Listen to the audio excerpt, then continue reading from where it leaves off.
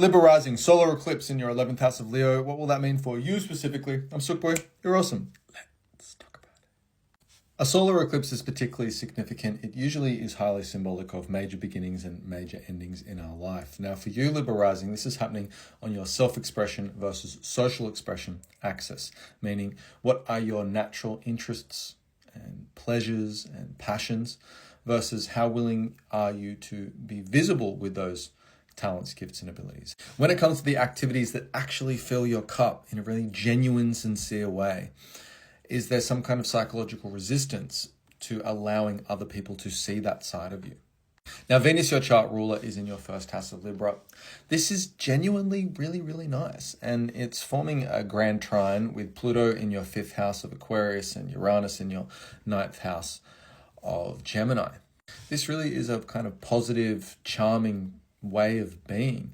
And hopefully it gives you some confidence to allow yourself to show other people your more taboo, experimental, controversial nature. Put more investment into you. Don't be ashamed of who you are and what you want to do. It doesn't matter if other people find it taboo or if the social law, LORE, are critical of how you actually want to express yourself, how you want to show up.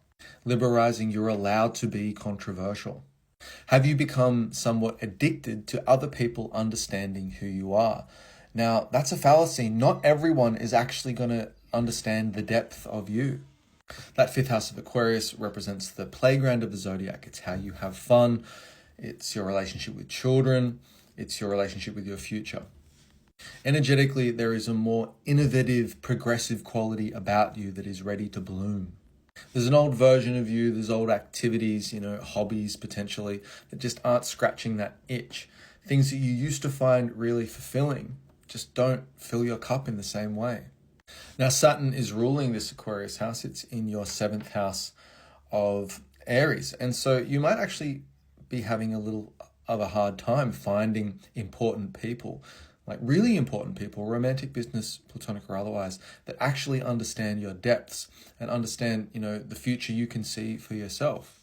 Or at least there could be a delay here, or you could be holding yourself back. You could be restricting yourself from actually, again, showing them, sharing with them, the kind of projects that you get a lot of selfhood out of, self-definition out of. But this is a really creative time, a really innovative time for you, a time to question your beliefs, question your worldview, question whether or not you want to have children. Potentially you didn't want to have children in the past, and then all of a sudden the idea of that might be changing, and potentially you do. This could also speak to your investments. Are you ready to buy a home? Are you ready to leverage some debt? Are you ready to take on a mortgage? At scale, I see this next 6 months for you as really favorable, as long as you're being sincere and authentic with yourself. Now, honestly, you might lose some friends in the process. You might find that you were performative with friends, or friends were performative with you. You might be able to take the mask off and see that it was all a performance. Potentially some of your friends' true colors are shining through. There is a clash in ideology. They're a lot more closed-minded than you thought they were. Or they're really just clinging on to the idea of being popular or famous or recognized or validated, and you've grown through that. You don't need that recognition anymore.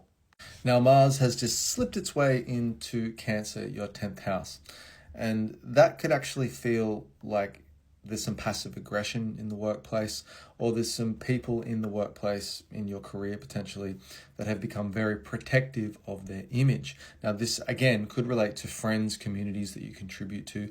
Basically, you're starting to see through the cracks of your social life, of that more public representation of yourself. Was it ever really that genuine? Are people really that loyal? When the carrots of temptation are dangled in front of them, and things aren't so convenient anymore, do they change their position? This full moon actually indicates you're a leader that can take the initiative, that can motivate and inspire others by their actions. It doesn't need to be about your words, but can you follow through on your own genuine, sincere self moving forward? Do you need the recognition of the crowd? Maybe they need to catch up with you. Maybe it will be a matter once you've established yourself in whatever interest entrepreneurial journey or creative project, creative collaboration that you're actually entering into. Maybe it will be a matter that you look back at them and say, sorry, you were behind the 8 ball. I told you so. Again, don't be addicted to what other people have to say or think about you in this time.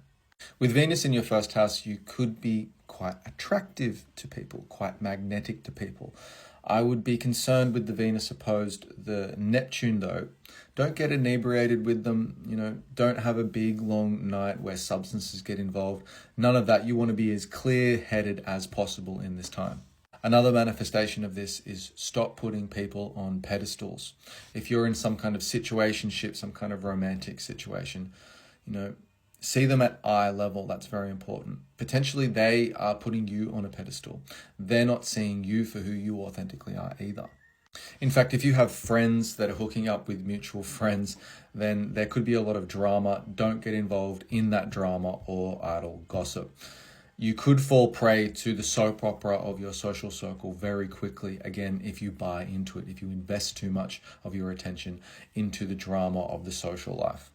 On the other hand, if you are making money or monetizing, putting on events, fantastic. You're an excellent event coordinator in this time, bringing people together, making sure that people can meet in the middle, draw up contracts, negotiate.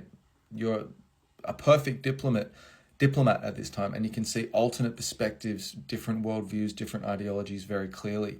You can be the glue for helping two people meet each other and be very productive within each other's company. Now, you may not experience fireworks on this full moon. It may be very subtle. You might not even experience anything. But over the next 6 months, there will be some pretty serious changes about how you express yourself and how you express yourself in a more social realm. Now, as a thank you for watching this entire video, please feel free to send me a DM. I'll send you a coupon code for 30 Australian dollars off my natal and transit readings. This is exclusively for new clients. I can walk you through the more nuanced aspects of the very complicated transits that you're experiencing in this time. Hope that helps. Okay, bye.